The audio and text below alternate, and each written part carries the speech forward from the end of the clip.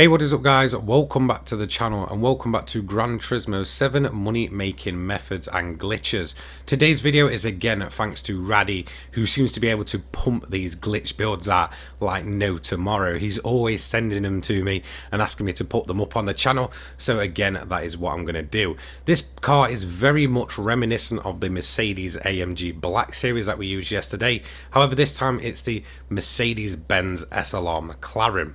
Whilst not as quick as the Black Series, it's still a very viable build and finally makes use of some of these awesome cars within the game. This car itself can be bought from the used car dealer, however at the time of making this video today it's actually not in there, but it will appear there at a reduced price. The most reliable way to buy it is to go into Europe, go down to Germany, and it's not the AMG this time, it's actually going to be Mercedes-Benz itself, and it's the only car that's in there. So head into the showroom and pick up your SLR Mclaren for 600,000 credits. You're going to earn that back in absolutely no time. So by standard, this thing's putting out 600 brake horsepower. By the time we're done with it, it's going to be putting out over 800 brake horsepower and a lower performance point than it is by standard. So you can see where this is going. Straight over to the content search, tick the current car for the McLaren and just type in my channel name. Raddy has already made a build for this which includes all the aerial parts and it is editable. This just makes it a lot quicker than separately going through and buying your individual parts. So go ahead and grab it, it'll be the SLR for Tokyo. Again, I'm going to repeat this, you can edit this livery, it's just much quicker and much more time efficient to actually just go and grab this to get all the parts that you actually need on the build. Now, to be able to put the parts on yourself, you want to make sure that you're running the wide body modification. It will cost you around about 100,000 credits, I believe, for the SLR. Then up next, it's on to the performance shop, and from the sports category, you want to get the weight reduction stage 1. Sports hards do not need, it's the sports softs that you can run on this one, and there's also another build which I'll tell you about at the end. From club sports, it's the bore up and the weight reduction stage 2, as well as in the bottom left, it's the ballast that you'll need. Onto semi-racing next, it's the racing crankshaft, the fully customizable computer, and then down here we have the fully customizable LSD, fully customizable manual transmission, not the racing, weight reduction stage 3, and then increased body rigidity. Heading over into the racing section after this one, it's going to be stroke up that you want to buy, engine balance tuning, polished ports, supercharger high-end torque, the racing intercooler, the racing air filter. Ignore the racing silencer, by the way, that I have on at the end. You don't actually need that. I bought that by complete mistake, so do not buy this, you don't need it. Racing exhaust manifold is needed though, as well as the racing brake pads, and again you won't need to change the brake discs. Fully customizable suspension, weight reduction stage 4, and then from the extreme category you can run intermediates on this car. You can also go ahead and purchase the hydraulic handbrake and the steering angle adapters if you want to do an extra bit of tuning on the side.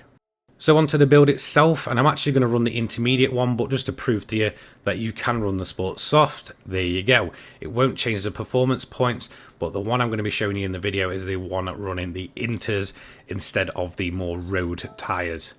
So in terms of the build itself, it's going to be the fully customizable suspension. In terms of your body height and that is all default. Same with the differential, just make sure you've got it on. That's all at default. You can play around with those if you wish. Fully customizable manual transmission. Again, feel free to play around with your gear ratios if you want to find something more comfortable for you. And then up here we do have the ballast set to 20 with a positioning of -50. I'll touch a bit more on the ballast and the downforce later on, because I feel like those are the ones that are causing the glitch. We're not power limiting it. In terms of the downforce at the front, it's 116, and then at the rear it's the minimum at 130. Then we have all the parts installed, such as your racing intercooler, supercharger high-end torque, the air cleaner. The silencer, like I said, is not needed, so don't put that on. Exhaust manifold, brake pads, but not the brake system. You don't need the discs for this one.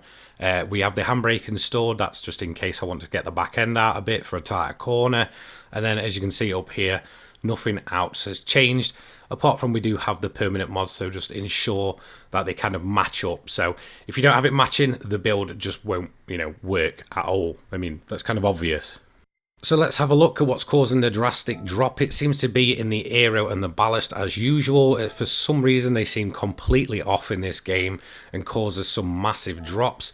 As you can see, by standard it should realistically be around about 710 performance points, but we're managing to get it to drop to around about 596 to 599 performance points just by messing around with the positioning of the ballast and the actual ballast itself.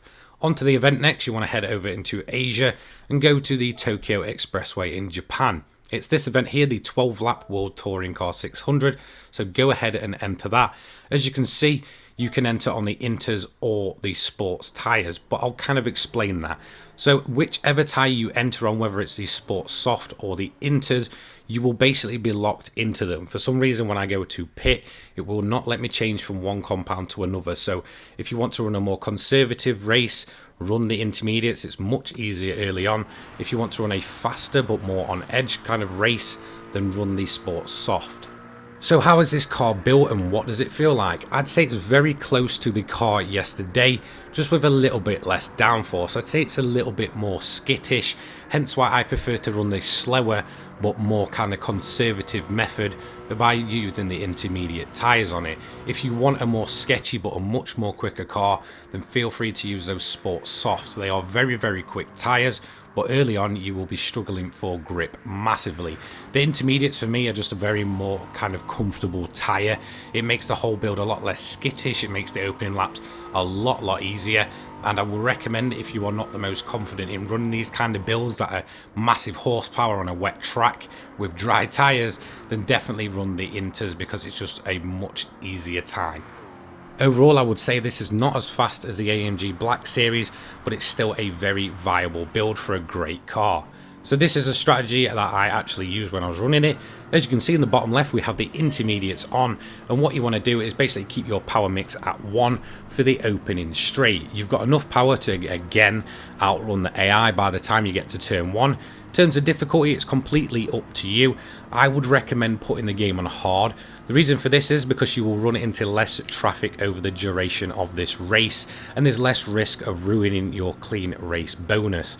I did make a video earlier that explained how to go about getting your clean race bonus and what will cause you to lose it. So if you are interested in that, so you're on the safe side, go ahead and click the little annotation in the top right. This will take you to that video, and then it should realistically just explain kind of the easy way of keeping your clean race bonus, and then you don't have to kind of worry about it in the back of your head of what's going to cause you to lose it. So in terms of your opening lap, it's always going to be quite sketchy at Tokyo.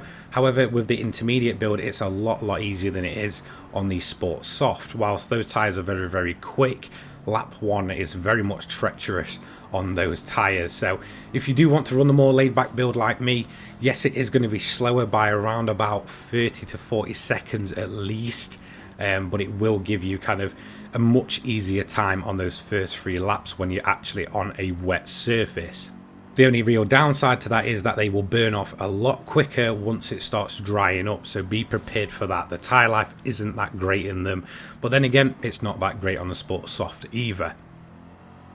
So after you've crawled around in fuel mix 6 for the first lap, once you get onto lap 2, put it at fuel mix 3 and then just leave it there. You are all good now until your first pit stop. You won't need to mess around with your fuel. Just short shift everywhere. Manual transmission is advised. Once you get to lap 4, you're basically on a dry surface. This is where your tyre wheel will kick in a lot faster with those intermediate tyres especially. So just be prepared and just short shift your way around to conserve those tyres all the way up until the end of lap 6. As you can see from this footage in the bottom left, these tyres are massively wearing and it will get a little bit sketchy. Again, try and conserve them as best as you can. Lap 6, you want to take your first pit stop of the race. So whether you chose the intermediates or the Sport Soft, you will probably be locked into them. Whenever I tried to do it on either compound, it locked me in, so I didn't have a choice. I couldn't go from soft to inters or inters to soft, which I really wanted to do. So yeah, you will be locked in, so just put a new set of tyres on, fill the car to full fuel mix, because now we're going to go for a good old few sprints. By that, what I mean is we're going to basically go max power all the way to the end now. You will be forced into another pit stop because of tyre degradation. It's going to be massively heightened on these second stints, so I recommend just going full power and going for a good sprint. Now, if you do, by the way, get to the AI and you're going to be lapping them, just take your time. Don't rush into it. Don't go ahead and try and just overtake them at the most stupid opportunity, because they are very stupid themselves. They will try and move over. They will probably block you off and you will probably lose that clean race bonus. Take your second pit stop at the end of lap 9 going on to lap 10, or at the end of lap 10 going on to lap 11. I prefer going as long as I possibly can. As you can see, the rears were completely gone. I also then like to put an extra bit of fuel in just to ensure I get to the end. This is because that little notch will quite often lie to you and you will find yourself stranded without fuel. Now you're good to go. Sprint all the way to the finish at fuel mix 1. As you can see, we're about to finish the event up here, just about to overlap the GTR, and again it's going to be a nice easy race done and dusted at Tokyo. So let's go ahead and look at the board. As you can see, the only car we didn't manage to lap was the NSX. This is on hard difficulty as well. We did a fastest lap of a 1 minute 57.486. That was on lap 12 when the track is at its driest. So it's kind of expected. Your average lap time should be anywhere from around about 2 minutes 2 to anywhere to 1 minute 58, depending on which compound you're using. It's going to be the standard payout, 825,000 credits, done and dusted in that 25 to 24 minute period. And as you can see, we did get the clean race bonus. I fully recommend watching that previous video just to ensure you know what is going to cause you to lose it and what's going to cause you to keep that clean race bonus. So that's going to be it from me today. Thank you again so much to Raddy. He's got tons of builds ready for me to put up on the channel, so I'll try and get you those builds done over the next week. You guys wanted money grinds and glitches, and that's exactly what I'm going to be bringing you for at least the next week. Thank you so much for watching. Don't forget to like, comment, subscribe, turn those notifications on so you don't miss an upload from me. I upload GT7 and motorsport content each and every day for your viewing pleasure. Massive thank you to the controller people and poggers for sponsoring the channel, as well as my channel members and all you guys who tune in daily. Your support absolutely means the world to me, and this channel is finally getting back on track after I missed around about a week off due to illness. So thank you so much. I'll have my Twitter, my Discord and my donation link down in the description down below. If you want to join the Discord, feel free. It's a friendly place for racers like us, and I will see you later on. Have a great day, guys. Peace.